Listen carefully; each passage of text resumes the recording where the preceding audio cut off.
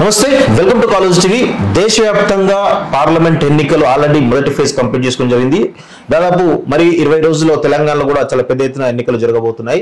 అయితే దేశవ్యాప్తంగా కూడా ఒకవైపు మోడీ మానే నడుస్తుంది, ఇంకోవైపు ఇండి కూటమి కూడా మేము కూడా అధికారంలోకి వస్తున్న ధీమాతో వ్యక్తం చేస్తున్నారు. అయితే తెలంగాణలో చూసినట్లయితే ఇటు కాంగ్రెస్ మరియు బీజేపీ మధ్య టఫ్ ఫైట్ నడుస్తున్నట్టు తెలుస్తోంది. అయితే బీజేపీ ఏమో 12 సీట్లు కొడతామని చెప్పేసి ఒకవైపు బీజేపీ చెప్తా ఉంది, ఇంకొక వైపు 14 సీట్లు కొడతామని చెప్పేసి కాంగ్రెస్ పార్టీ చెప్తా ఉంది. అయితే ఈ క్రమంలో నిజామాబాద్ సంబంధించినటువంటి పార్లమెంట్ స్థానం ఏదో అది సిట్టింగ్ స్థానం. దీనికి సంబంధించినటువంటి దానిలో బీజేపీ తన స్థానం నిలుపుకోవడానికి ఈరోజు పెద్ద ఎత్తున కూడా ఫోకస్ పెట్టినట్టు తెలుస్తూ ఉంది. సో మనతో పాటు నిజామాబాద్ ప్రస్తుత ఎంపీ సిట్టింగ్ ఎంపీ ఎవరైతే ఉన్నారో ధర్మపురి అరవింద్ గారు మనతో పాటు ఉన్నారు. వారిని అడిగి వారి గెలుపు అవకాశాలు కానీ వారి ప్రతినిధులకు సంబంధించిన అంశాలు అన్ని విషయాలు కూడా వాళ్ళు తెలుసుకుంటే ప్రయత్నిద్దాం. అన్న నమస్తే, బాగున్నారా? యా, ఎండలు దంచి కొడతా ఉన్నాయి. నిజామాబాద్ లో చాలా పెద్ద ఎత్తున దంచి కొడతా. ప్రచారం ఎలా సాగుతుంది అసలు? నిజామాబాద్ లో ఎండలు ఎక్కువ, హైదరాబాద్ కంపేర్ చేస్తే కొద్దిగా ఎక్కువనే ఉంటాయి. అవును, ఇంకా మనకి తప్పదు కదా, ప్రచారం అవును జరుగుతూనే ఉంది. సో కార్యకర్తల సపోర్ట్ ఎలా? ఎర్లీ మార్నింగ్ ఈవినింగ్ చేసుకోవాలి ఎక్కువ. అవును. సో నిన్న కూడా కేంద్ర మంత్రి కూడా కొంచెం ఇబ్బందికరంగా అయినట్టుంది ఇక్కడ నితిన్ గడ్కరీ అనుకుంటే. ఎండలు బాగున్నాయి ఇవాళ కూడా. అవును, ఉత్తరాఖండ్ ముఖ్యమంత్రి గారు కూడా వచ్చింది కదా. అవును అవును, విపరీతమైన ఎండలు. అవును. సో నిజామాబాద్ గెలుపుపై ధీమాతో ఉన్నారా? నిజామాబాద్ మనకు ఫస్ట్ నుంచి మాకు 2 నెలల నుంచి చూస్తున్న ప్రతి సర్వేలో కూడా నిజామాబాద్ బీజేపీ సేఫ్ సీట్ అని చూపిస్తా ఉంది. ఓకే, మనం చేసుకున్న వాగ్దానాలన్నీ కూడా నెరవేర్చినాము. అవినీతికి మచ్చ లేకుండా 5 సంవత్సరాలలో వివిధ కార్యక్రమాలు ఇక్కడ చేసినాము. దశాబ్దాల రైతుల కల పసుపు బోర్డు ఏర్పాటు చేసుకున్నాము. పసుపు మార్కెటింగ్, ఎక్స్పోర్ట్స్, ఇంపోర్ట్స్ మీద రెగ్యులేషన్స్ చేసుకొని ఇవాళ ఆల్ టైమ్ రికార్డ్ పసుపు రేట్లు తీసుకెళ్లగలిగినాము. ఇంకా రానున్న కాలం ఇంకా పెరుగుతాయి పసుపు రేట్లు. ఓకే, సో ఇవన్నీ కూడా చేసుకున్నాము. ఇన్ఫ్రాస్ట్రక్చర్, రైల్వే ఓవర్ బ్రిడ్జ్లు 7, నేషనల్ హైవేస్, స్టేట్ హైవేస్, గ్రామీణ సడక్ యోజనలు. ఇందులో మళ్ళీ ఈ 5 సంవత్సరాల్లో 2 సంవత్సరాలు కరోనాలో మేము కోల్పోయినాం.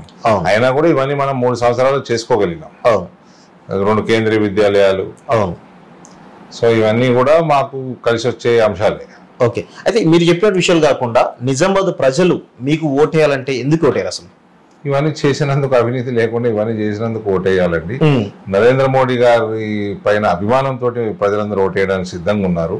భారతీయ జనతా పార్టీయే కరెక్ట్ పార్టీ అన్న ధోరణి ప్రజలలో తెలుస్తా ఉంది. ప్లస్ మనకు కేంద్రంలో కూడా ప్రభుత్వం, నరేంద్ర మోడీ గారి ప్రభుత్వమే గ్యారంటీగా కనబడతా ఉంది. పెద్ద మెజారిటీ పెరిగేటట్టుంది ఇంకా. ఓకే, కాబట్టి రానున్న కాలంలో జగరాన్పల్లి ఎయిర్పోర్ట్ చేసుకోవాలి తొందరగా. ఇప్పుడు జరుగుతున్న పనులని వేగవంతం చేసుకోవాలి. ఇంకా కొన్ని రైల్వే ఓవర్ బ్రిడ్జ్లు ఇంకా 2-3 ఉన్నాయి చేసుకోవాల్సింది. మన నవీపేటలో ఒకటి, ఓకే, ఇట్లా 2-3 ప్లేసెస్ లో మనకి నిజామాబాద్ రూరల్ లో ఇంకొకటి. సో ఇటువంటివి చేసుకొని ఇంకో 2 నవోదయాలు, ఇంకో కేంద్రీయ విద్యాలయం ఈ నియోజకవర్గం తీసుకోవాల్సిన అవసరం ఉంది. రైల్వే లైన్స్, రైల్వే వర్క్స్ కూడా బాగా జరుగుతూ ఉన్నాయి. ముత్కేడ్, డోను, నిజామాబాద్ మీదుగా డబ్లింగ్ పనులు, బోధన్, బీదరు, ఆర్మూరు, ఆదిలాబాద్ ఇవన్నీ కూడా పనులు జరుగుతూ ఉన్నాయి. ఇవన్నీ అయిపోయినాక మనకు రెగ్యులర్ ట్రైన్స్ ఉత్తర భారతానికి, బాంబేకి, ఇవన్నీ కూడా కనెక్టివిటీ పెంచుకోవాల్సిన అవసరం ఉంది. గూడ్ షెడ్ కూడా మనం నిజామాబాద్ పట్టణం నుంచి డిచ్పల్లికి మార్చుకున్నాము. సో ఇక్కడ నిజామాబాద్ స్టేషన్ లోకి ప్యాసింజర్ ట్రైన్లు వచ్చే అవకాశం పెరిగిపోయింది. ఇవన్నీ కూడా అనేక పనులు ఉన్నాయి. ఇవన్నీ ఇన్లైన్ కంటైనర్ డిపో ఐసిటీ తెచ్చుకోవాలన్నది నా కోరిక. దానివల్ల సరుకుల రవాణాకి బాగా ఉపయోగపడుతుంది, ఎక్స్పోర్ట్స్ కి బాగా ఉపయోగపడుతుంది. అవును, అంటే మీరు మెయిన్ గా మీరంతా చెప్తున్న విషయం ఒక డెవలప్మెంట్ సంబంధించిన అంశాలే చెప్తా ఉన్నారు. కానీ యువతకు సంబంధించినటువంటి ఉద్యోగాల కల్పనకు సంబంధించి మీ మేనిఫెస్టో ఉన్న ఇప్పుడు ప్రస్తుతం మేనిఫెస్టో పెడుతున్నారా? ఏమన్నా ప్రయత్నాలు చేస్తున్నారు? ఇండస్ట్రీస్ మన ప్రాంతంలో వచ్చే అవకాశాలు మెండుగా ఉన్నాయి.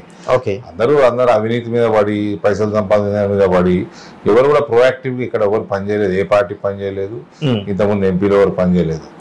మనం ఒక భారతీయ జనతా పార్టీ మోదీ గారి నాయకత్వంలో మనం అందరం అవినీతికి దూరం ఉండడమే నేర్చుకున్నాం.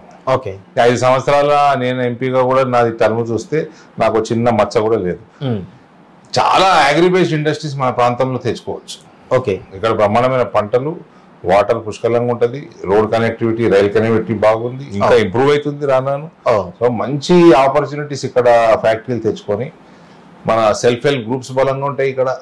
వాళ్ళని కూడా వాల్యూ యాడెడ్ సర్వీసెస్ లో వాళ్ళ సర్వీసెస్ కూడా వాడుకొని అది మా నేషనల్ అజెండాలో కూడా ఉంది. నేషనల్ మేనిఫెస్టోలో కూడా బీజేపీకి సెల్ఫ్ హెల్ప్ గ్రూప్స్ ని ఈ వాల్యూ యాడెడ్ సర్వీసెస్ కి వాళ్ళకి అప్పచెప్పాలన్నది కూడా ఉంది. సో ఇవన్నీ కూడా స్ట్రీమ్ లైన్ చేసుకొని ఉద్యోగ అవకాశాలు బాగా పెంచుకునేది అవకాశం ఇక్కడ ఉంది. గల్ఫ్ వలసలు తగ్గించుకోవచ్చు. గల్ఫ్ లో ఉన్న వాళ్ళు రిటర్న్ వచ్చే ఆస్కారం ఉంది. అంటే గత 5 సంవత్సరాల్లో యువతకు మీరు చేసినటువంటి సేవలు కానీ మీరు చేసిన కార్యక్రమాల గురించి చెప్పాలంటే ఏం చెప్పగలుగుతారు?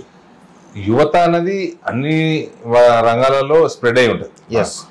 సో మనం చేసిన ఇటువంటి ఇప్పుడు రైతాంగాన్ని సమస్యలు కొంచెం మనం ఇవాళ రైతులకు మంచి గిట్టుబాటు ధర వస్తున్నది. నేను చేసిన పని ఉంది. మోదీ గారి ప్రభుత్వంలో ఎంఎస్పీలు పెరగడం వల్ల కూడా మంచి వరికి కానీ మక్కకు కానీ మక్కకు ఇంకా వంటలేదు రాష్ట్ర ప్రభుత్వం. వరి కూడా కొనుగోలు సరిగా చేస్తలేదు. ఇక్కడ వరి అకాల వర్షాలకు డ్యామేజ్ అయిపోతే సరైన ఇన్సూరెన్స్ కూడా రాష్ట్ర ప్రభుత్వం ధోరణి వల్ల లేదు. సో ఇటువంటివి పెరిగినప్పుడు ఇవన్నీ కూడా కరెక్షన్స్ చేసుకుంటే మన గల్ఫ్ లో ఉన్న యువత అందరూ కూడా వాపసు వచ్చే ఆస్కారం ఉంటుంది. ఇవన్నీ సరిగ్గా చేయలేకనే పాపం వాళ్ళు ఉద్యోగాల కోసం అక్కడ పోయి అక్కడ బతుకుతా ఉన్నారు కుటుంబాలకు దూరంగా. అయితే నిజామాబాద్ లో అనగానే అదే జనరల్ సోషల్ మీడియా మీ గురించి చూసినప్పుడు అరవింద్ అడ్డా, ఇందూరు గడ్డ అంటారు.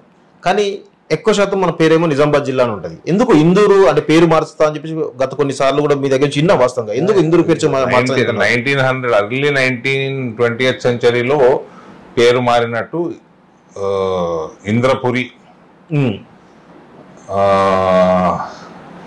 నుంచి మనకు నిజామాబాద్ అని నిజాం రాజులు మార్చిన పేరు ఇది. ఓకే. రిటర్న్ ఇందూరుగా మనం చేసుకోవాలన్నది. పసుపు కూడా రేపు రానున్న కాలంలో ఎఫ్పిఓలను ఎక్కువ ప్రోత్సహించి పసుపు విదేశాలకు ఎగుమతి అయ్యే విధంగా వ్యవసాయం చేసి మనకు బ్రాండ్ ఇందూరు బ్రాండ్ పెట్టాలని నా కోరిక. ఓకే. అంటే బ్రాండ్ కూడా డెవలప్ చేయాలి. ఇప్పుడు మళ్ళీ పేరు మార్చే ఆలోచన కనబడుతుందా? ఈ నిజామాబాద్ 100% పేరు మార్చుకోండి ఆలోచన కాదు. It is matter of time. Nizamabad అంటేనే ఒక చారిత్రక నేపథ్యం. భారతీయ జనతా పార్టీ తెలంగాణలో ప్రభుత్వం ఏర్పాటు చేయడం it is just matter of time. Okay. First ఏ రోజైతే మేము ఇక్కడ తెలంగాణలో ప్రభుత్వంలోకి వస్తామో ఫస్ట్ వారం రోజుల లోపల ఈ జిల్లా పేరు మారుతుంది. ఈ పట్టణము నిజామాబాద్ అంటే ఒక చారిత్రక నేపథ్యం ఉంది, ఎందుకు మార్చాలి? దానికంటే పెద్ద చరిత్ర ఎందుకు ఉంది? ఓకే. ఈ నిజాం చరిత్రనే లేదు. ఏం చరిత్ర ఉంది? నిజాం పేరు మీద పెడితే నిజాం షుగర్ ఫ్యాక్టరీ బంద్ అయిపోయి ఆ నిజాం సాగర్ కెనాల నీళ్లు ఉండయి. ఆ నిజాం పేరే దరిద్రం పేరు. ఆ పేరు పెట్టినప్పటి నుంచి ఇక్కడ అగ్రికల్చర్ ప్రాబ్లమ్స్ వచ్చినాయి. అది ఇందూరు అని పెట్టుకోవాలండి. ఇందూరు ఇండియా కూడా కలుస్తుంది. ఓకే. ఇందూరు ఇండియా కోణంలో మీకు కలిసి వస్తా ఉంటారు. అయితే నిజామాబాద్ అంటేనే జనరల్ గా రెండు రకాల ప్రభావాలు ఉంటాయి. ఒకటి పసుపు రైతుల ప్రభావం ఎక్కువ ఉంటుంది, రెండు గల్ఫ్ కార్మికులకు సంబంధించిన అంశం చాలా పెద్ద ఎత్తున కనబడతా ఉంటుంది. అయితే మీరేమో పసుపు రైతు సంబంధించినటువంటి అంశాన్ని గత ఎన్నికల్లో పెట్టి ఆల్రెడీ పసుపు బోర్డు తీసుకొచ్చని చెప్పి మీరు చెప్తా ఉన్నారు. కానీ మొన్న రేవంత్ రెడ్డి బహిరంగ సభలో చెప్తూ ఒక జియో మాత్రం రిలీజ్ అయింది. అది నిజామాబాద్ లో పెట్టారో కూడా చెప్పట్లేదు, జియోలో ఏం లేదు, మేము తీసుకొస్తామని చెప్పేసి చెప్పడం జరిగింది. ఆయన చెప్పియాల దాన్ని జియో అన్నారు, గెజెట్ అంటారు, ప్రెసిడెన్షియల్ గెజెట్ అంటారు, జియో అన్నారు. ఆయన వ్యవసాయ శాఖలకు వెళ్ళి బోర్డు చేస్తారట. నేను అదే మీకు అడగబోతున్నా నెక్స్ట్ క్వశ్చన్ కూడా అదే. వ్యవసాయ శాఖ మంత్రిగా జీవన్ రెడ్డిని డిక్లేర్ చేసేసిండు. అవును. అలా ప్రధానమంత్రి తెలియదు ఇప్పటికి. అవును. రాహుల్ గాంధీ వయనాడులో గెలుస్తాడో తెలియదు, ఆడ గెలుచుడు డౌటే ఉన్నది. అలా ప్రధానమంత్రి తెలియదు. సంవత్సరం కోసం ప్రధానమంత్రి రొటేషన్ బేసిస్ లో పెడతారట. ఇలా అలయన్స్, ఇండియా అలయన్స్. మా జీవన్ రెడ్డి అంకుల్ని వ్యవసాయ మంత్రిగా చేసేసి జీవన్ రెడ్డి అంకుల్ సంతకం పెట్టుకొని పసుపు బోర్డు తెస్తారట. అసలు బోర్డు తెచ్చేది అది ఉన్నది వాణిజ్య శాఖల. వీళ్ళు 70 సంవత్సరాల నుంచి వ్యవసాయ శాఖలు ఎత్తుకుతున్నట్టున్నారు. ఎత్తులాడి టైం అంతా వేస్ట్ అయిపోయింది. ఒకసారి బీజేపీ గెలవగానే వాణిజ్య శాఖకి వెళ్ళి తెచ్చిపెట్టింది బోర్డు. రేవంత్ రెడ్డి గారికి నచ్చినా నచ్చకున్నా ఇందూరు గడ్డనే టర్మరిక్ బోర్డుకి అడ్డా అవుతుంది. అసలు ఇచ్చింది నరేంద్ర మోడీ గారు, తెచ్చింది నేనే చెప్తున్నాండి. ఇందూరు గడ్డనే టర్మరిక్ బోర్డు అడ్డా అవుతుంది. ఓకే. సో ఇప్పుడు మోడీ దాదాపు పాలమూరులో ప్రకటన చేసి ఇక్కడికి వచ్చి ఒక బహిరంగ సభ కూడా పెట్టి ఆయన ప్రకటన ఇక్కడ ప్రసాదం. Okay, done. సో అది తెచ్చిన తర్వాత అసలు దాని తర్వాత పరిణామ క్రమాలు ఏం జరిగాయి సార్? పసుపు బోర్డు సంబంధించిన పరిణామ October 1 Mahabubnagar, October 3 Nizamabad, October 4 cabinet తీర్మానం, అక్టోబర్ 4 రాత్రి రాష్ట్రపతి ఉత్తర్వులు, ఓకే దాని తర్వాత బోర్డు కూర్పు చేయాలా, అందులో వివిధ రాష్ట్రాల నుంచి రిప్రజెంటేషన్ ఉండాలా, వివిధ డిపార్ట్మెంట్స్ నుంచి ఉండాలా, స్పెషల్లీ మీకు అగ్రికల్చరు, హార్టికల్చరు, కామర్సు, ఫార్మస్యూటికల్స్ ఇటువంటి వాటితోటి డిఫరెంట్ ఆఫీసర్స్ కానీ సైంటిస్టులు కానీ వాళ్ళందరూ రావాలా.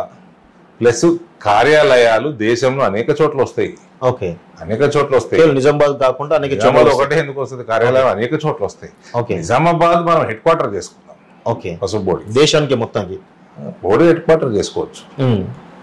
దిస్ ఈజ్ మాక్సిమం వండేది పసుపు ఇక్కడనే. ఓకే నేను చెప్తున్నా కదండి, ఇదే ఇందూరు గడ్డనే టర్మరిక్ బోర్డు అడ్డా అవుతుంది.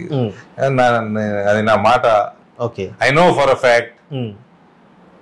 సో ఇప్పుడు నిజామాబాద్ లో పసుపు బోర్డు వచ్చిన తర్వాత అసలు ఇప్పటికే ఆల్రెడీ రీసెర్చ్ సెంటర్లు వస్తాయి, ఎస్ ఎక్స్పోర్ట్ ఇంకా ప్రమోట్ చేయాలి, ఓకే ఎఫ్పిఓలని ఎంకరేజ్ చేయాలి. అరే ఇప్పుడు పని మొదలైందండి, పసుపు పని ఇప్పుడు మొదలైంది, బ్రహ్మాండంగా చేసుకోవచ్చు. 20,000 రేటు కాదు, ఇంకా ఇంకా బాగా పెరుగుతుంది రేటు. పని చేసేవాడు ఉండాలి, అవినీతికి దూరంగా ఉండి చేసేవాడు ఉండాలి. ఇప్పుడు స్పైసెస్ బోర్డు నుంచి పసుపు బోర్డు సపరేట్ తీసుకోవడం జరిగింది కదా, అసలు స్పైసెస్ బోర్డులో ఉన్నప్పుడు ఏం నష్టం జరిగింది, ఇప్పుడు ఏం లాభం జరగబోతుంది పసుపు రైతులకు? చూడండి, ఇంతకుముందు టీవీ ఛానల్ ఉంటుండే, 7:30కి తెలుగు బులెటిన్ వస్తుండే, 9 గంటలకు హిందీ బులెటిన్ వస్తుండే, 9:30కి ఇంగ్లీష్ బులెటిన్ వస్తుండే. మీకు సపరేట్ న్యూస్ ఛానల్ అయిపోయినాయి కదా, సపరేట్ పసుపు బోర్డు అయిపోయింది. గతంలో గత 5 సంవత్సరాల మీదనే పనిచేసే బోర్డు 5 ఐఏఎస్ ఆఫీసర్లు ఉంటారు ఇలా, బోర్డులో సైంటిస్టులు ఉంటారు, రైతులు ఉంటారు, మార్కెటింగ్ వాళ్ళ ఆ బోర్డు పని ఒకటి పసుపు మీదనే ఉంటది. ఇప్పుడు పసుపు మీద అంటే ఎలాంటి రకాల అడ్వాంటేజ్ రీసెర్చ్ అంటే జనరల్ మనం ఈ పంట అనగానే కేవలం మార్కెట్ రేట్ పరంగానే మనం జనరల్ చూస్తూ ఉంటాం, అవి కాకుండా ఇంకేమైనా అడ్వాంటేజ్ జరిగే అవకాశం? ఇప్పుడు ఏముంటుందంటే మీకు పసుపు యొక్క మార్కెటింగ్ విదేశాలలో కూడా చేయాలి. ఓకే, ఏ దేశ భాషలో మార్కెటింగ్ చేసుకోవాలి, పసుపు యొక్క ఏమేమి అడ్వాంటేజెస్ ఉన్నాయో అవన్నీ మంచి మార్కెటింగ్ చేసుకోవచ్చు. దానివల్ల ఇంకా రోజు రోజు డిమాండ్ పెరుగుతూనే ఉంటుంది పసుపుది.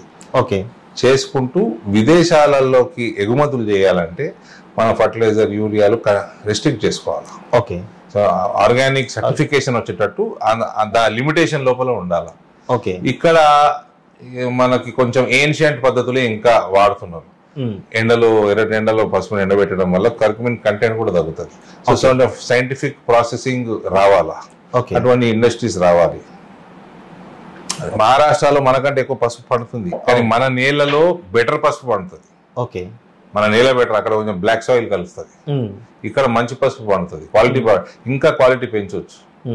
మీకు నార్త్ ఈస్ట్ లో 10% కంటే ఎక్కువ కర్కుమిన్ ఉంటుంది. సో అది కొంచెం హిల్లీ టెరెన్ లో కర్కుమిన్ శాతం ఎక్కువ పండే అవకాశం ఉంటుంది, కానీ అక్కడ క్వాంటిటీ తక్కువ, మనంత క్వాంటిటీ రాదు. ఓకే, సో కేరళలో కానీ నార్త్ ఈస్ట్ లో కానీ క్వాంటిటీ తక్కువ ఉంటుంది, మన దగ్గర క్వాంటిటీ ఎక్కువ ఉంది కాబట్టి దీన్ని సద్వినియోగం చేసుకొని అందుకనే బోర్డు ఇక్కడనే వస్తుంది. మహారాష్ట్రలో పండేది కూడా మన బార్డర్లోనే పడుతుంది. అవును. సో ఇప్పుడు బోర్డు వస్తుందని చెప్తా ఉన్నారు మీరు, ఆల్రెడీ ప్రెసిడెంట్ గెజెట్ కూడా రిలీజ్ అని చెప్తా ఉన్నారు కదా, అసలు నెక్స్ట్ ఆఫీస్ ఎస్టాబ్లిష్మెంట్ కానీ లేకపోతే ఆఫీసర్ల అపాయింట్మెంట్? తెలంగాణ రాష్ట్రం ఏర్పడ్డది, అవును, గెజెట్ వచ్చింది, అవును,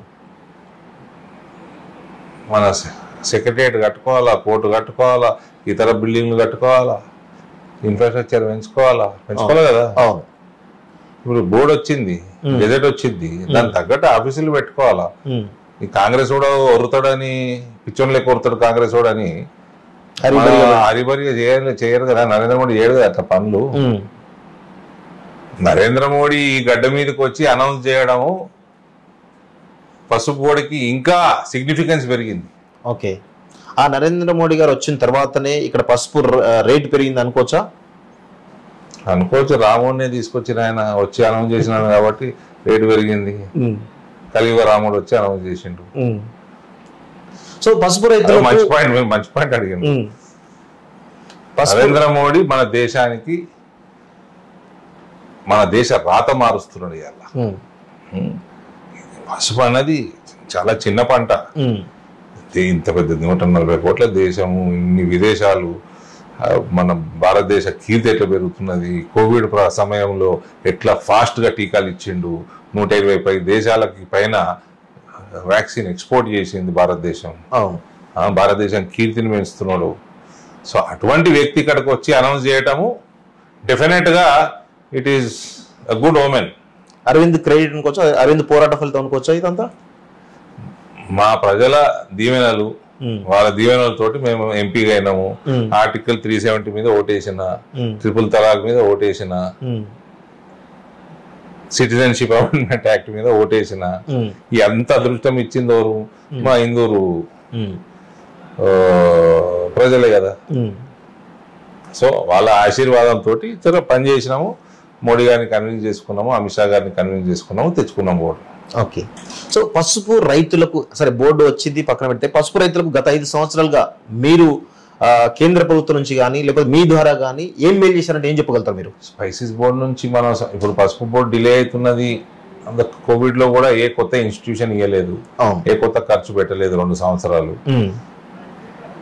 వస్తలేదు అని ఒక నిరాశతోటి గమ్మున కూర్చోలేము. మనం ఉన్న స్పైసెస్ బోర్డు తెచ్చుకొని మనం వీలైనంత పని చేసుకున్నాం. ఓకే. మన చిన్న చిన్న టార్పాలిన్ల కాడికెళ్ళి మన బాయిలర్లు, పాలిషర్లు ఎవరైతే 4 ఇస్తుండే 5 ఇస్తుండే, అది కొన్ని వందలలో టార్పాలిన్లు అయితే వేలలో ఇచ్చినాం మనం. అసలు ఇంతకు ముందు ఉన్న ఎంపీ అయితే ఒకటి కూడా ఇవ్వలే టార్పాలిన్. నేను థౌజండ్స్ లో ఇచ్చినాం. చిన్న విషయాలే కానీ ఇట్ విల్ రైతులు చాలా సబ్సిడీ రేట్లలో ఇచ్చినాము. కొన్ని ఒక 30 కోట్ల బడ్జెట్ తీసుకొచ్చుకున్నాము అప్పుడు. మళ్ళా ఎక్స్పోర్ట్ ఇంపోర్ట్ మీటింగ్స్ ఎక్కువ పెట్టుకున్నాము. ఇంపోర్ట్ కర్టైల్ చేసినాము, తగ్గించినాము import. Export government policy, export promotion policy government లో ఎట్లా యాక్టివ్ గా ఉన్నది అది వాడుకున్నాము, సద్వినియోగం చేసుకున్నాము. రేట్లు పెరిగినాయి. సో ఇప్పుడు మొత్తానికైతే ఈ నిజామాబాద్ వరకు పసుపు రైతులకు సంబంధించినటువంటి ఓటు బ్యాంక్ అంతా కూడా ఈరోజు బీజేపీకి పడతానటువంటి బలమైన విశ్వాసం మీకుందా? 100% ఉందండి. రైతులు కూడా వాళ్ళు కూడా ఎన్ని తిప్పలు పడ్డారు. అవును, చాలా తిప్పలు పడ్డారు వాళ్ళు పాపం. ఇవాళ ఒక భరోసా తోటి రైతులు అసలు పసుపు బంద్ చేద్దాం అనుకునే కాడికి వస్తున్నారు లాస్ట్ 2-3 ఇయర్స్ వాళ్ళు. అవును, ఎస్పెషల్లీ కరోనా తర్వాత మళ్ళీ అకాల వర్షాలతోటి 2 సంవత్సరాలు పసుపు అంతా మురిగిపోయింది. దానివల్ల కూడా రేట్లు తగ్గినాయి. ఎటువంటి ఇన్సూరెన్స్, క్రాప్ ఇన్సూరెన్స్ పాలసీలు తెలంగాణ గవర్నమెంట్ లో లేవు. ఇవన్నీ చాలా ఇబ్బందులు పడ్డారు. కానీ మనం చేసిన పని మనకు ఐడియా ఉంది కాబట్టి ఈసారి అకాల వర్షాలు జబ్బు పడకపోతే, పసుపుకి రోగం రాకపోతే ఈసారి రేట్లు బాగా వస్తాయని నేను అసెంబ్లీ టైంలో చెప్పిన. నేను అసెంబ్లీ క్యాంపెయిన్ లోనే చెప్పిన. నేను చెప్పినట్టు నేను అనుకున్న దానికంటే ఎక్కువ అయిపోయింది రేటు. సో రానున్న కాలంలో కూడా అండి పసుపుకి ఎంత డిమాండ్ క్రియేట్ చేయొచ్చు అంటే ప్రపంచంలో ఆ డిమాండ్ నేను చెప్తున్న రేట్లు ఎక్కడికైనా పోవచ్చు. కాబట్టి రైతులందరూ నేను కోరేది ఏంటంటే మనము నరేంద్ర మోడీ గారిని మనం బలపరుస్తాం. ఓకే, అక్కడనే మనకు అవకాశం. మన భవిష్యత్ ఆడనే ఉన్నది. వేరే అసలు ఆలోచన కూడా అనవసరం. ఈ రేవంత్ ఏం పోయింది, మస్తు వస్తాడు, మస్తు మాట్లాడిపోతాడు. మన December 9th చక్కెర ఫ్యాక్టరీలు తెరుస్తా అన్నాడు, 500 బోనస్ ఇస్తా అన్నాడు. మళ్ళా ఇంకేమన్నాడు, కమిటీ చేసిండు. ఆ కమిటీ వచ్చి 2025 December కి తెరుస్తామన్నది చక్కెర ఫ్యాక్టరీ. అంటే నెక్స్ట్ ఇయర్ December కి. నేనేమంటున్నా, మీరు వాల్యుయేషన్ చేయండి, 4 రోజులలో మేనేజ్మెంట్ తెస్తా అని చెప్తున్నా. నేను ఇట్లా చెప్తున్నాను, వచ్చి ఏం చేసిండు, 17 September కి తెరుస్తాం అనమాట. ఏది ప్రణాళికది, నీ రిపోర్ట్ది ఎట్లా తెలుస్తా? 17 September పైసలు అయ్యి గాలి మాటలు. ఏం రిపోర్ట్ చేసినావు, ఏం హోంవర్క్ చేసినావు, బయటికి కాగితాలు బయటికి. ఇప్పుడు గతంలో గాలి మాటలు, గాలి చేష్టలు, అన్ని పనికి మాల వాగ్దానాలు, దిక్కుమాల గ్యారంటీలు. ఏదండి గ్యారంటీ? అలా చెప్తున్నాడు 5 గ్యారంటీ మీరు నెరవేర్చడం, మిగతా కూడా ఒక్కొక్కటి నెరవేర్చిండు. ఫ్రీ బస్ అంశం కానీ, లేకపోతే సిలిండర్ అంశం కానీ, చాలా అంశాలు, ఫ్రీ బస్ కానీ, సిలిండర్ కానీ, చాలా అంశాలు కూడా ఒక్కొక్కటి. ఏం చేసిండు? 500 రూపీస్ సిలిండర్ అనౌన్స్ చేసిండు కదా. కర్ణాటకలో బుడ్డి సిలిండర్ ఇస్తున్నారు తెలుసా? మనం బుడ్డిగుంటే సిలిండర్ బుడ్డిగా ఉండాల్సిన అవసరం లేదు. సిలిండర్ పెద్దగానే ఉండొచ్చు. సో ఇప్పుడు షుగర్ ఫ్యాక్టరీస్ అనౌన్సులు చేయట్టు కాదండి, మీ 6 నెలలు అయిపోయింది. అవును, దాని మీద మీరు వచ్చారు ఇక్కడ. 4 పనులు చేసినోడు 10 చేస్తారంటే నమ్ముతారు. 10 చేసినోడు ఇంకో 5 చేస్తారంటే నమ్ముతారు. ఈయన ఏం చేసింది లేదు, పెట్టింది లేదు. 6 నెలలు అయినాక అనౌన్స్మెంట్ చేస్తారా అండి? కేసీఆర్ 10 సంవత్సరాల రూలింగ్ అయిపోయినాక ఫౌండేషన్ స్టోన్లు వేస్తా ఉంటుండే. ఫౌండేషన్ స్టోన్ చేస్తుండే ఆయన 9 సంవత్సరాలు అయిపోయినాక. ఈయన నెలలు అయిపోయి సంవత్సరాలు అయిపోయినా కూడా ఈయన అనౌన్స్మెంట్లు చేస్తాడు. అంటే కేసీఆర్ బాటలో రేవంత్ నడుస్తాడు అనుకోవచ్చా మీ దృష్టిలో? అట్లనే కనబడుతుంది. మరి తరుగు కూడా తీస్తున్నారు. 500 సరే, ఇవన్నీ పక్కకు పెట్టండి. 500 ఇయనికేమి బోనస్? 2 పంటలు అయిపోయినాయి. డిసెంబర్ 9 నాడు ప్రమాణ స్వీకారం చేసి మొత్తం 500 ఎక్కించుకుంటా అన్నాడు. ఏమై ఇలా ఈయన నమ్మతలేరని బాసరామవారి మీద ఒట్టు, లక్ష్మీ నరసింహస్వామి మీద ఒట్టు,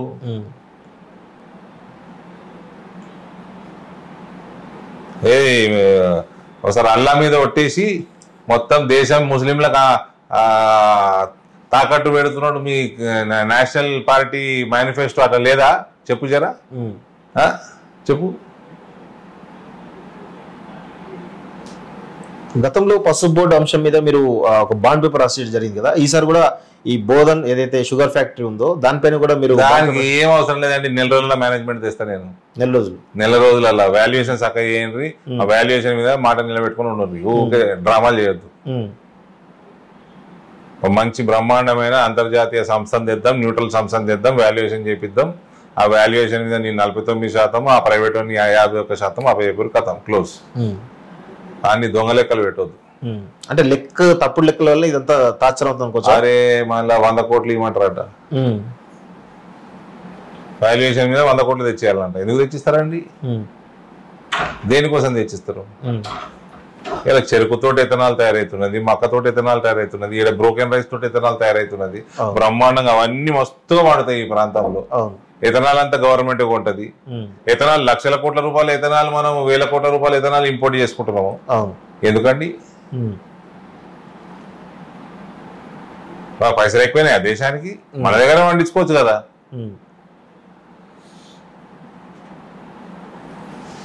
సో ఇప్పుడు నిజామాబాద్ సంబంధించినటువంటి దాంట్లో మీరు చాలా కార్యక్రమాలు, సేవా కార్యక్రమాలు అరవింద్ ఫౌండేషన్ ద్వారా చేయడం జరిగింది వాస్తవంగా. సో దాని ద్వారా అంటే మేము గ్రౌండ్లో తిరిగినప్పుడు మాకు వచ్చిన ఇన్పుట్స్ అంటే మేము కొంత సర్వే ప్రకారం కొన్ని పబ్లిక్ టాక్ చేస్తుంటే మీ అరవింద్ ఫౌండేషన్ ద్వారా కొంతమంది బెనిఫిట్ జరిగింది అని కొంతమంది చెప్పడం జరిగింది. సో అసలు అరవింద్ ఫౌండేషన్ యొక్క లక్ష్యాలు ఏంటి, దాని ద్వారా ఎంతమంది బెనిఫిట్ పొందారు? అసలు నేను జనరల్ గా దీని గురించి ఎక్కువ చెప్పుకోను. ఫస్ట్ పసిపిల్లలకి 12 సంవత్సరాల లోపల పిల్లలకి ఏదైనా నిజంగా ప్రాణాపాయ స్థితి ఉంటే మనం హెల్ప్ చేస్తాము, వీలైనంత హెల్ప్ చేస్తాము, కానీ మంచి ట్రీట్మెంట్ చేపిస్తాము. ఎక్కువ ఖర్చు అయ్యే సర్జరీలు ఉంటే బయట ఫౌండేషన్లతో కూడా టైప్ చేసి డబ్బులు తెచ్చుకుంటాం. ఇది ఒక అంశము. బూత్ స్థాయి మెంబర్స్ కి, బూత్ కమిటీ మెంబర్స్ కోసము కూడా వాళ్ళ అందరికి బ్యాడ్ టైం వస్తుంది, అటువంటి సమయంలో వీలైనంత నిలబడాలి వాళ్ళతో అన్నది ఒక ఉద్దేశం. సో అంటే చాలా మంది మీ అరవింద్ ఫౌండేషన్ ద్వారా కానీ లేకపోతే బూత్ కార్యకు సంబంధించిన సంక్షేమ నిధి ద్వారా కానీ మీ కార్యకర్తలు కానీ ప్రజలు కానీ అంటే బెనిఫిట్ అయిన వాళ్ళు ఏం చెప్తా ఉంటారు అసలు మీతోటి? ఏదో విధంగా ఎమోషనల్ కనెక్ట్ అవుతూ ఉంటారు కదా జనరల్ గా. బ్లెస్ చేస్తే చాలు, అంతే, ఆశీర్వాదం ఇస్తే చాలు, అదే అన్ని రకాలుగా మనకు సాటిస్ఫాక్షన్ అంటారు. నిజామాబాద్ సంబంధించి పసుపు బోర్డుల అంశం తర్వాత గల్ఫ్ కార్మికుల అంశమే ప్రధానంగా వినబడతా ఉంటుంది. సో గల్ఫ్ కార్మికులకు సంబంధించి గతంలో మీకంటే ముందు ఎంపీగా ఉన్న కవిత గారు కూడా దీనికి సంబంధించి ఒక ప్రత్యేక పాలసీ పెట్టాలి, ఆ తర్వాత మీరు కూడా గల్ఫ్ కార్మికుల గురించి అనేక మంది సందర్భాలు చెప్పడం జరిగింది వాస్తవంగా. అసలు ఎందుకు గల్ఫ్ కార్మికుల పైన ఎందుకు ఇంకా ఎవరు పెట్టాలి?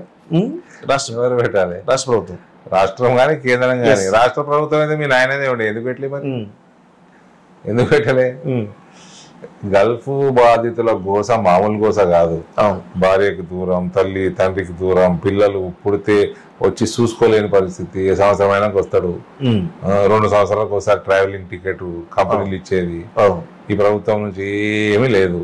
గల్ఫ్ వలసలు పెరుగుతున్న కారణం అంటే కాంగ్రెస్ పార్టీ, కేసీఆర్ తర్వాత గల్ఫ్ కార్మికులు బాగా మంది పెరిగిపోయినారు కాబట్టి 2014లో కేసీఆర్ ఇచ్చిండు. ఇప్పుడు కాంగ్రెస్ వాడు ఇచ్చినట్టు గ్యారెంటీలు అప్పుడు ఇచ్చిన గ్యారెంటీ ఇవ్వడం, చనిపోతే 5 లక్షలు ఇస్తా.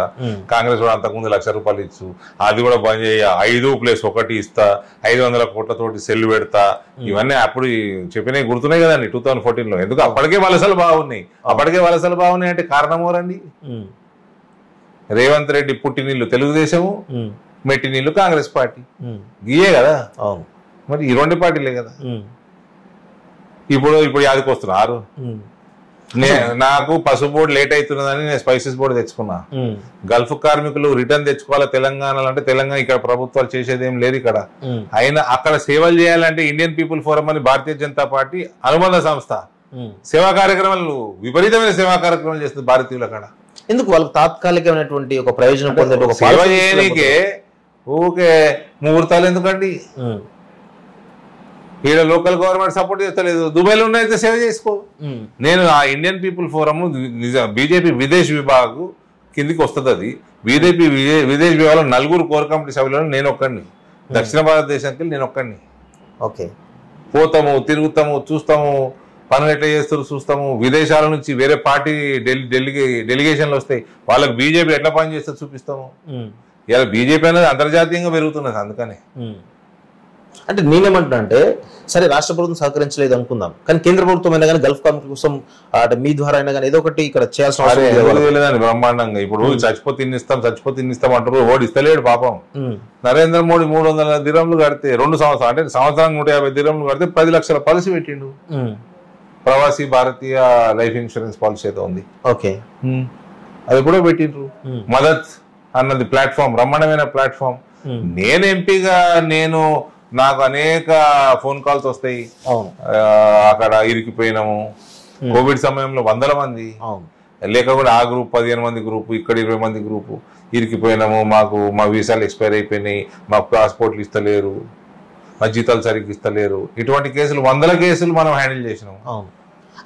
సేవలు తీసుకొచ్చే కేసులు హ్యాండిల్ చేసి అసలు వలసలే లేకుండా చేయాలన్నటువంటి ఒక ఆలోచన కానీ పాలసీ కానీ రూపొందించాలన్నటువంటి 100%.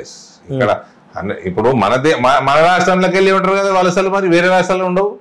ఎందుకు ఉండవు? ఇక్కడ ఈ దిక్కుమాల ప్రభుత్వాలు ఉన్నందుకే కదా.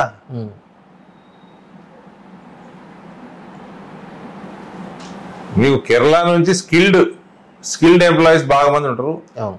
తెలంగాణ ఆంధ్రాకి వెళ్ళి అన్స్కిల్డ్ ఉంటారు. తమిళనాడుకి వెళ్ళి ఉంటారు కొంచెం. ఈ సౌత్ ఇండియాను ఈ రీజనల్ పార్టీలే దరిద్రం అండి దేశానికి. మింగుడు రీజనల్ పార్టీలు పెద్ద శని దేశంలో. ఈ కాంగ్రెస్ కూడా రీజనల్ పార్టీ అయిపోయింది ఇప్పుడు. ఇక్కడ రేవంత్ రెడ్డిది కాంగ్రెస్, అక్కడ డీకే శివకుమార్ కాంగ్రెస్. ఎప్పుడు జెండా ఎవడెత్తాడో తెలియదు. ఎందుకు వాళ్ళిద్దరిని మీ పార్టీ తీసుకున్న ఆలోచన కనబడుతుందా? ఏమో అతడట రేవంత్ రెడ్డి అని వింటున్నాం, ఈ చూస్తున్నాం. చాలా మంది ఒక చర్చ జరుగుతూ ఉంది, రేవంత్ రెడ్డి RSS వ్యక్తి ఎప్పుడైనా బీజేపీకి వచ్చే అవకాశాలు ఉన్నాయి అనేటువంటి చర్చ బలంగా జరుగుతూ ఉంది. మీరు కూడా మన ఒక ప్రెస్ మీట్ లో ఎప్పుడైనా రేవంత్ రెడ్డి మా పార్టీలోకి వస్తున్న ఒక మాట కూడా చెప్పినట్టున్నారు. మీరు మిత్రుడుగా స్వాగతిస్తా అన్నా. నేను కేటీఆర్ రామారావు మాట్లాడుతుంటే వీళ్ళ కొన్ని విషయాలు తెలిసినాయి. ఫస్ట్ ఆయన తెలుగుదేశంలో ఉండేదని తెలుసు నాకు. తెలుగుదేశంకి వెళ్ళి డైరెక్ట్ కాంగ్రెస్ లో పోయినా అనుకుంటున్నాను.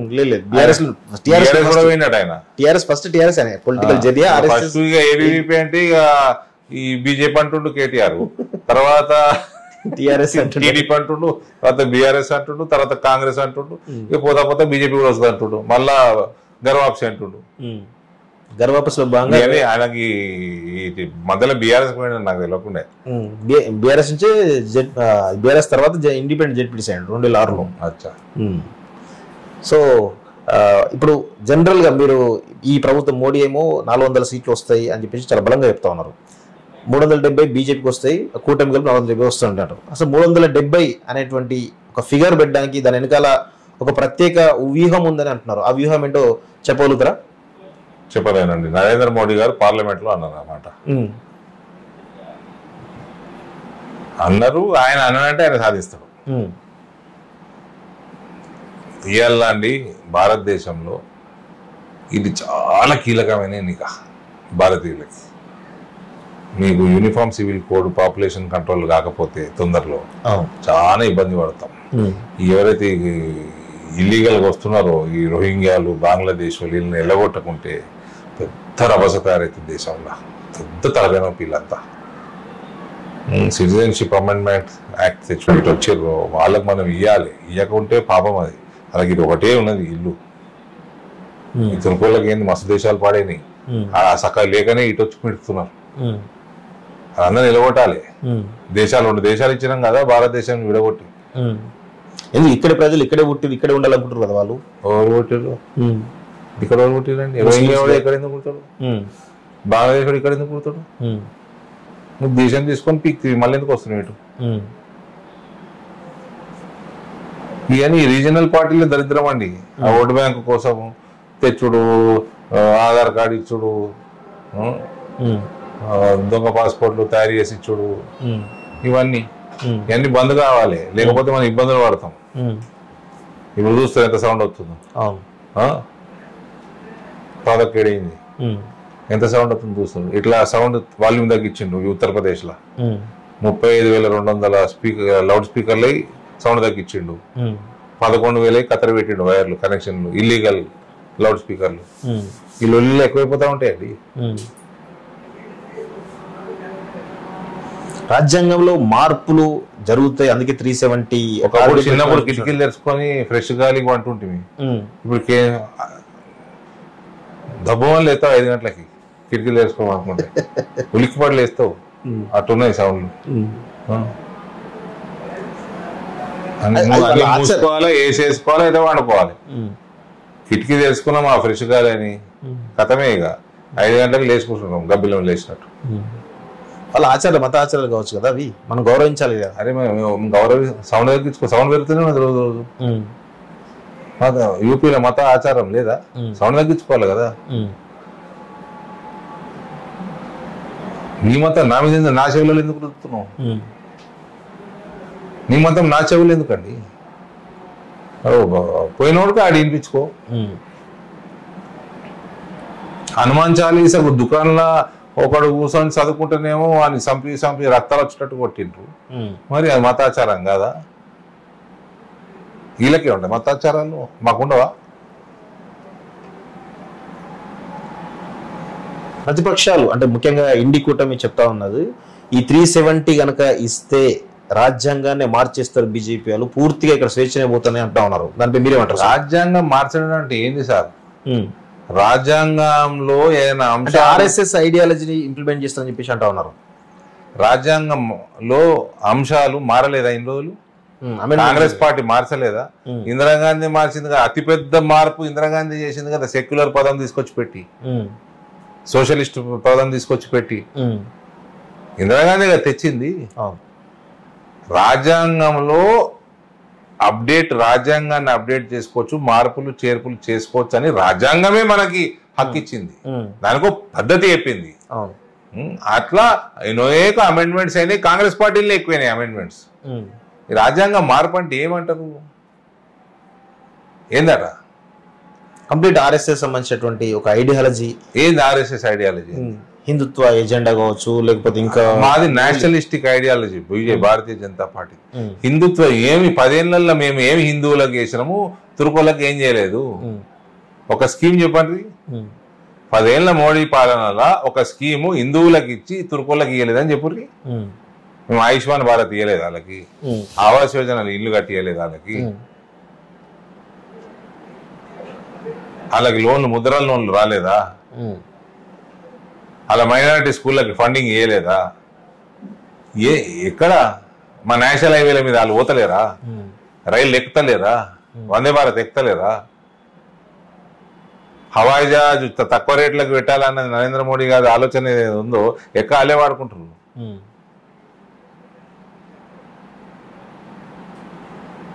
ఏ స్కీమ్ పెట్టినా మేము హిందువులకి తుర్కోళ్ళకి పెట్టకుండా వీళ్ళకి హిందువులకు పెట్టింది ఏంది? ఆయనకు ఉన్నది ఆలోచన. మన అందరు ఎక్సర్సైజ్ చేస్తారట, మన ఆస్తులు చేస్తారట, మన ఇంట్లో మహిళల సొమ్ములు లెక్కలు చేస్తారట, సంపాదన లెక్కలు చేస్తారట, ప్లాట్లు పొలాలు లెక్కలు చేస్తారట, అందరు సమానంగా వస్తారట. మేబీ సమానత్వం అని అనుకోవచ్చు కదా, సొసైటీలో ఒక సమానత్వం అని అనుకోవచ్చు కదా. పనిచేస్తాడు కూడా ఏడిగా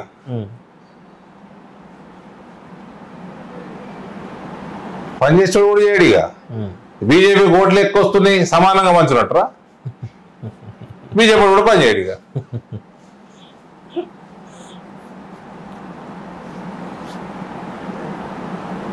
మీ గాంధీలు దోసుకున్నది ఫస్ట్ తెచ్చి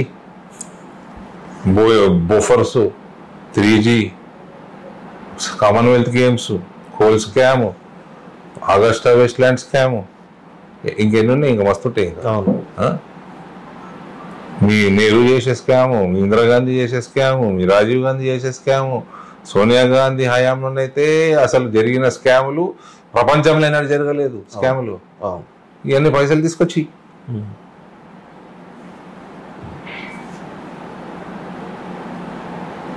సో ఇక నిజామాబాద్ విషయానికి వస్తే మీకు ప్రత్యర్థులుగా బీఆర్ఎస్ పార్టీ నుంచి ఏమో మేము చేసుకుంటాము. నేను ఇప్పుడే మీరు అడిగింది కదా ఫౌండేషన్ నడుపుతామని, మా మిత్రుడు కూడా నడుపుతాడు. వాళ్ళకు కూడా సిఎస్ఆర్ ఫండ్ ఉంటది, కార్పొరేట్ సోషల్ రెస్పాన్సిబిలిటీ అనేది ఒకటి ఉంటది. వాళ్ళకు ఉన్న ప్రాఫిట్ లో వాళ్ళు సేవా కార్యక్రమాలు చేస్తారు. నువ్వు కూడా నాయన ఈ రాహుల్ గాంధీ పని చేత కాదు, పని చేస్తాడట, చేస్తున్నట్ట ఫలాలు ఈయన కావాలన్నట. బీజేపీకి 170 కూడా రావు అని అంటున్నాడు కదా. బీజేపీకి 170 సీట్లు కూడా రావు, ఎట్లా 400 వస్తాయని చెప్పేసి రాహుల్ గాంధీ అంటా ఉన్నారు ప్రతి ప్రచార సభలో. పోయినసారి 303 వచ్చినాయి కదా, ఈసారి 373 వస్తాయి. ఇక 60 కదా 70 కదా పెరిగి అంతే. వాయనాడు కూడా దానిలో ఎంపీ ఉండే పార్లమెంట్ రానిరా ఎత్తిపోతాడు. రాహుల్ గాంధీ వాయనాడులో ఎత్తిపోతారు పథకమే అంతే. అయితే నిజామాబాద్ లో మీ ప్రత్యర్థులుగా ఇద్దరు ఉన్నారు. ఒకరు బీఆర్ఎస్ నుంచి బాజిరెడ్డి గోవర్ధన్నారు, ఇంకోవైపు జీవన్ రెడ్డి ఉన్నారు. ఇద్దరు కూడా మీతో పోల్చుకుంటే వాళ్ళిద్దరు రాజకీయ దురంధరులు అనుకోవచ్చు. అంటే 30-40 సంవత్సరాల నుంచి రాజకీయాల్లో ఉన్నారు వాళ్ళు వాస్తవంగా. వాళ్ళని తట్టుకొని మీరు మళ్ళొకసారి కదా 3 ఏళ్ళలో తెచ్చిన నేను వాళ్ళని తట్టుకొని మా నాయన దగ్గర మస్తు నేర్చుకున్నాం. వాళ్ళని కూడా నడిపాడు మా నాయన, మస్తు నేర్చుకున్నాం. మీ క్యాడర్ కొంత కాంగ్రెస్ లో చేరుతున్నట్టు తెలుస్తా ఉంది. ఆ ప్రభావం మీ గెలుపు మా క్యాడర్ కోరుట్ల నుంచి జేఎన్ వెంకట్ లాంటి వాళ్ళు కొంతమంది చేరారు కదా వాస్తవంగా. ఆయన చెండిపోయాడు. అలాంటి వాళ్ళ ప్రభావం దునియా మస్తు మంది జాయిన్ అయింది మనకు. ఇక్కడ కార్పొరేటర్లు మస్తు మంది పోయినా మళ్ళీ వాపస్ వచ్చారు. జెడ్పీటీసీలు ఎంపీటీసీలు పోయినా వాపస్ వచ్చారు. ఒకటి చెప్పాలా మీకు, నేను కాంగ్రెస్ పార్టీ చూసినాను కదా మా ఇంట్లో, భారతీయ జనతా పార్టీని చూస్తున్నా కదా. దుబాయ్ అబుదాబీలలో దుబాయ్లలో ఆ ఎడార్లలో కూడా చేసే సేవలు దేశంలో వదిలిండ్రు, విదేశాలలో కూడా చేస్తున్న సేవలు చూస్తున్నా కదా. ఈ దేశంలో ఒకటే పార్టీ మిగులుతుందండి. ఎవరిని 30 ఏ పార్టీ అంటే బీజేపీ అంటాడు 4 సంవత్సరాలు ఆగమని. ఎందుకు ప్రతిపక్షం ఆ విధంగా మేము సేవలు చేస్తున్నాం అంత. రాజ్యాంగం ప్రకారం ప్రతిపక్షం కూడా బలంగా ఉండాలి కదా. అది కార్యకర్తలు ఇవ్వాలన్నా మేము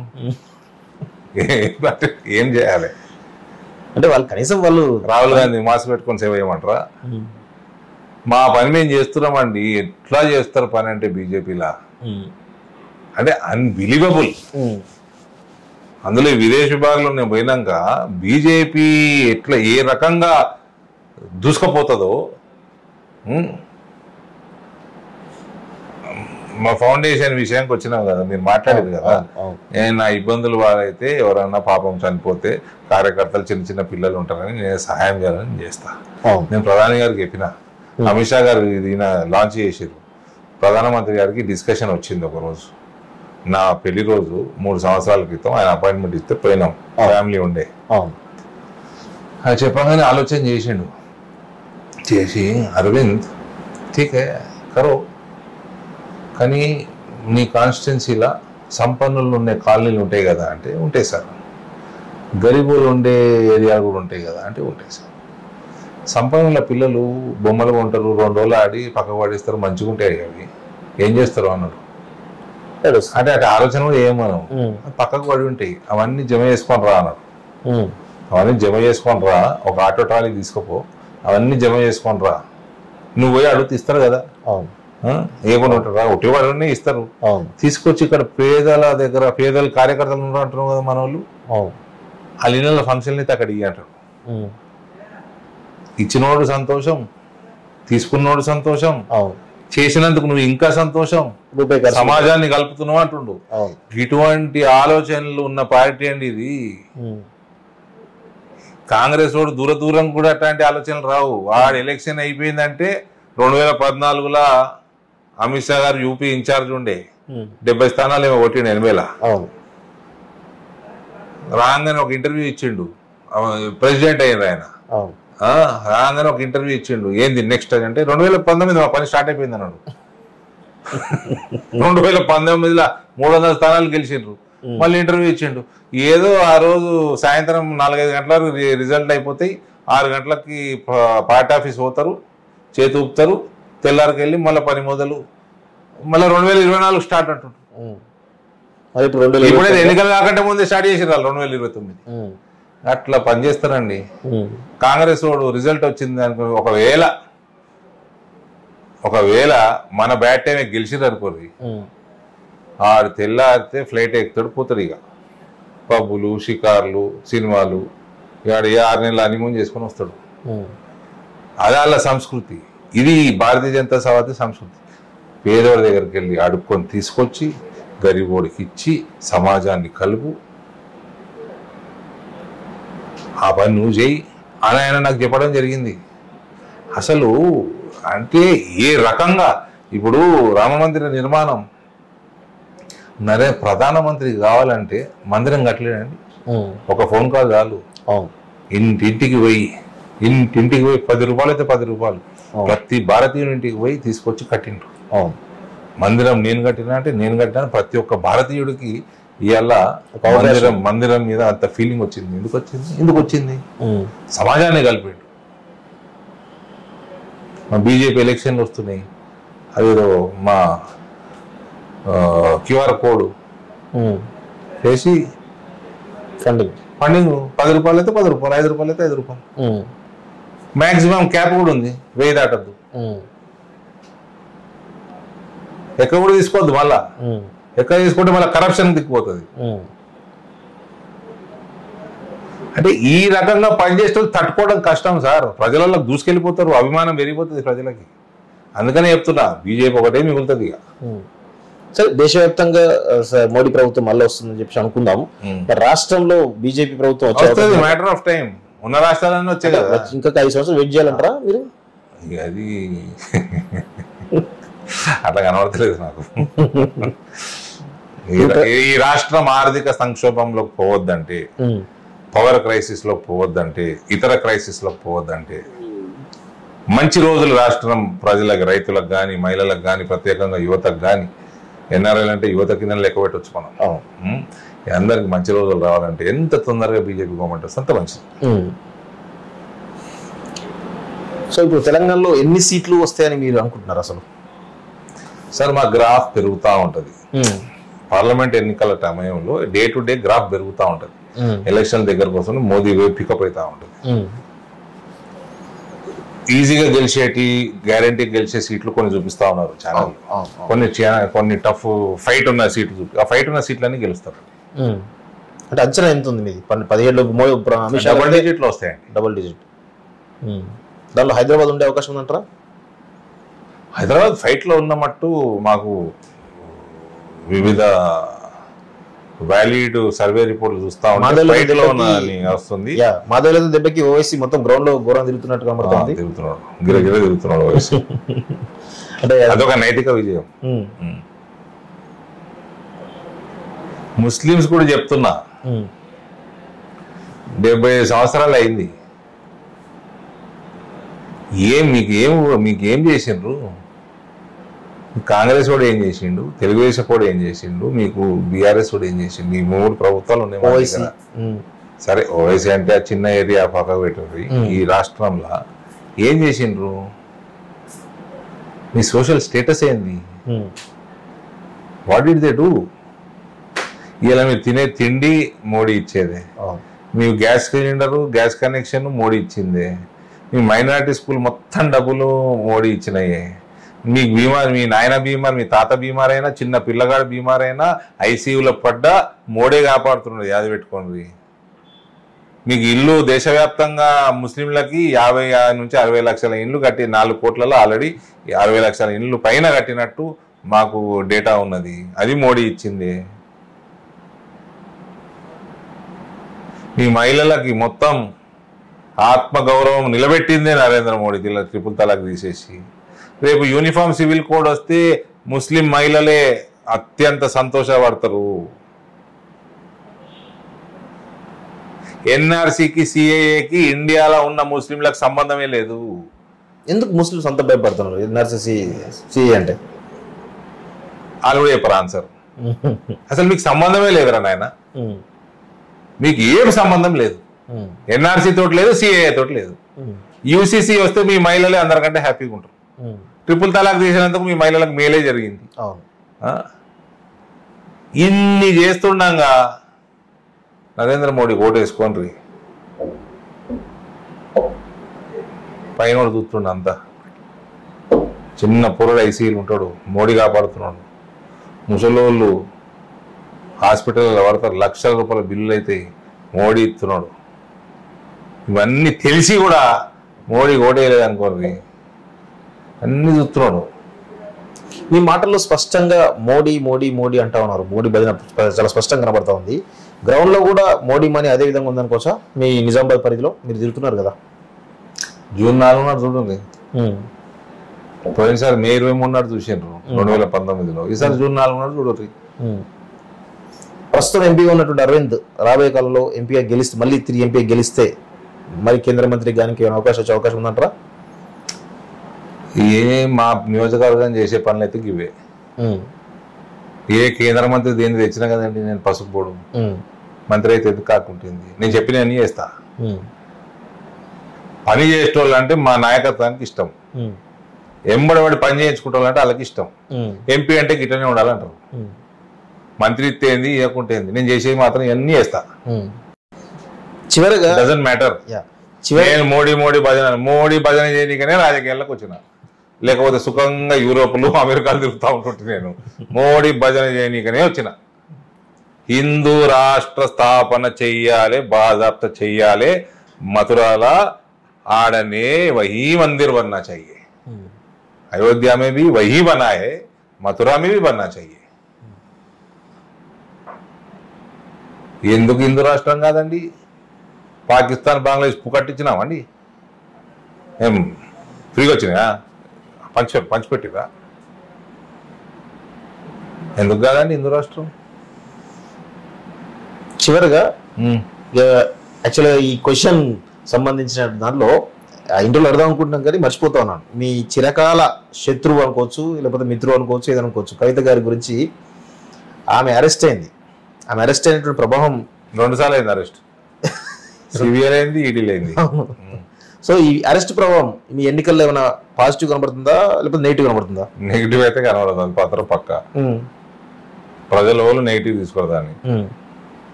ఎందుకు ఆమె జైలు నుంచి మిమ్మల్ని ఓడి వెంటాడుతా నెగిటివ్ కనబడుతుంది మాకు. అసెంబ్లీలో నెగిటివ్ కనబడుతుంది కదా, ఇప్పుడు పార్లమెంట్ లో పాజిటివ్ కనబడుతుంది. మిమ్మల్ని అరవింద్ వెంటాడుతా మిమ్మల్ని అని చెప్పేసి అన్నది, జైలు నుంచి ఆ పని ఆ వ్యూహరచన చేసే అవకాశం. వాళ్ళ ఆయన మస్తు అన్నాడు, ఆమె మస్తు అన్నది, వాళ్ళ అన్న మస్తు అన్నాడు, ఇప్పుడు రేవంత్ కూడా మస్తు అంటున్నాడు. అయితేనే అండి అన్న నీకేమున్నదండి? ట్యాక్స్ పడుతుందా మాట్లాడితే? ట్యాక్స్ ఏం లేదు కదా. ట్యాక్స్ ఎత్తే మాటల మీద ట్యాక్స్ ఎత్తే అన్నారు. అప్పుడు అంటే అసెంబ్లీ ఎన్నికలకు ముందు అరెస్ట్ చేయకుండా ఇప్పుడు అరెస్ట్ చేయడం గల కారణాలు ఏంటి అసలు? అంటే మీ ఎన్నికలకు ఈడీకి ఏం సంబంధం, ఎన్నికలకు సిబిఐకి ఏం సంబంధం? అవి రెండు కూడా మోడీ జేబు సంస్థలు అని చెప్పేసి ప్రతిపక్షాలు చాలా బలంగా వినిపిస్తా ఉన్నాయి కదా. మస్తు అంటారు. జేబు సంస్థలు అయితే అసెంబ్లీ ముందన్నీ అరెస్ట్ చేస్తే గవర్నమెంట్ వస్తుంది కదా, మరి ఎందుకు చేయాలి? మాకు ఇంకా 10 సీట్లు వస్తే గవర్నమెంట్ వచ్చింది అంతే కదా. కూటమిలో ఇది మన వరకు మెజారిటీ రాకపోతే కేంద్రంలో బీజేపీ ఉన్నది కాబట్టి అందరు ప్రజలు అది ఉంటేనే బెటర్ అనుకుంటారు కదా. ఇక్కడ ఉన్న మన కేసీఆర్ గారు ఇచ్చిపెట్టిన నా 5-6 లక్షల కోట్ల అప్పుకి దేశమే కాపాడాలి, దేశ ప్రభుత్వమే కాపాడాలి మన రాష్ట్రాన్ని. ఎందుకో ఈ మధ్య ధర్మపురి అరవింద్ గారు కేసీఆర్ భజన బాగా చేస్తున్నట్టున్నారు. కేసీఆర్ అంటే రేవంత్ కంటే కేసీఆర్ పాలన బాగుందని ఏదో ఒకసారి అసెంబ్లీ ఎన్నికల కంటే చాలా ముందు అన్నట్టు భజన ఏమున్నదండి, ఒకటిసారి అన్న భజన ఏమున్నది. చివరిగా నిజామాబాద్ ప్రజలకు ఈ ఎన్నికల సందర్భంగా భజంత్రి చేసిన బీఆర్ఎస్ పార్టీది బ్యాండ్ బాధించడానికి వచ్చా? భజంత్రి అయిపోయింది ఆల్రెడీ. ఓకే, చివరిగా నిజామాబాద్ ప్రజలకు ఈ వచ్చేటువంటి మే 11 జరిగిన ఎన్నిక సందర్భంగా మీరు ఏం చెప్పదలుచుకున్నారు? వాళ్ళకు ఏ విధంగా మీరు ఓటు అడగదలుచుకున్నారు? అంటే ఏం హామీలు ఇవ్వదలుచుకున్నారు? ఈ అభివృద్ధి కార్యక్రమాలు ఇవన్నీ ఎట్లా జరుగుతాయండి? ఇవన్నీ జరుగుతాయి. అవినీతి చేసుకోకుండా ఉంటే ఫాస్ట్ గా అవుతాయి, క్వాలిటీ అవుతాయి.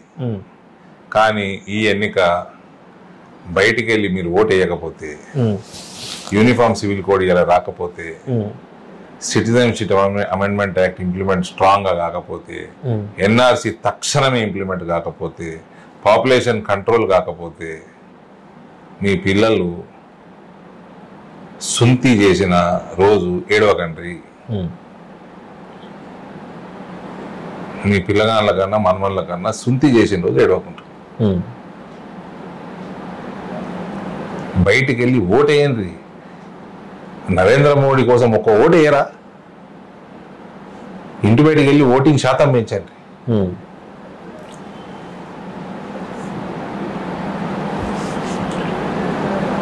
అంటే ఓటింగ్ శాతం పెంచి సరిపోతుంటారా? ఏం రేపు అందరు మోడీకి ఓటేస్తారు సార్. మోడీకి ఓటే వేస్తలేరు అనుకున్నారు అన్న. కొద్దిగా డాక్టర్ చూపెట్టాలి. ఓకే, అందరు మోడీకి వేస్తున్నారు. ఏది పాత జమానంలో కొద్దిగా కాంగ్రెస్ తోటి అటాచ్మెంట్ ఉన్నది, అది వేరే విషయం. కానీ ఈ దేశాన్ని అగ్రగామిగా నిలిపేసి 150 దేశాల దాకా అప్రాక్సిమేట్లీ కోవిడ్ వ్యాక్సిన్ పంపిన భారతదేశం అయిపోయింది. ఇవాళ పోలియో వ్యాక్సిన్ వచ్చినాక 30 ఏళ్ళకు కూడా రాలేదు భారతదేశంలో వ్యాక్సిన్. ఇవాళ మనం 150 వ్యాక్సిన్ తయారు చేసి అందరికంటే ఫాస్ట్గా మనం 140 కోట్ల మందికి ఇచ్చుకున్నాము, బయట 140 దేశాలకు పంచుకున్నాము. చంద్రుడి మీద మూడే, సూర్యుడి దగ్గర మూడే, గ్రామ పంచాయతీల మూడే, ఇంట్లో బాత్రూమ్ కట్టించేది మూడే, ఇల్లు కట్టించేది మూడే, ఇలా చేపించేది మూడే, ఫుడ్ పెట్టేది మూడే, వంట గ్యాస్ మూడే, అన్నీ మూడే. సెల్ఫ్ హెల్ప్ గ్రూప్ రుణాలు మూడే, అలా ఆమ్దానం వేస్తున్నది మూడే, ఇంట్రెస్ట్ తగ్గిస్తున్నది మూడే, రైతులకి 18,000 సబ్సిడీ ఇస్తున్నది మూడే, ప్రతి ఎకరాకి 18,000 సబ్సిడీ ఫర్టిలైజర్ యూరియా మీద. పెట్రోల్ ధరలు తగ్గిస్తున్నది మూడే, రాష్ట్ర ప్రభుత్వం తగ్గిన 3 సార్లు తగ్గించిండు నరేంద్ర మోడీ.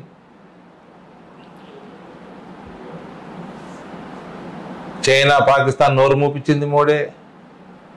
దిగుమతులు చేసుకుంటున్న డిఫెన్స్ ఎక్విప్మెంట్ ఇలా ఎగుమతులు చేస్తున్నది బికాజ్ ఆఫ్ మోడీ. ఇంకేం కావాలండి? నాకు రాజకీయ శోకులతో వచ్చినామా? మోడీని బలపరుస్తానికే వచ్చినాం. I'm happy politician today, I'm satisfied person today. నేను చాలా గ్రౌండ్ లో తిరుగుతున్న క్రమంలో అభ్యర్థులను గమనిస్తూ ఉంటాం కదా, అసలు ఇంత చాలా ఉల్లాసంగా ఉత్సాహంగా ఏ అభ్యర్థులు నాకు ఎలక్షన్ టెన్షన్ ఉండదు.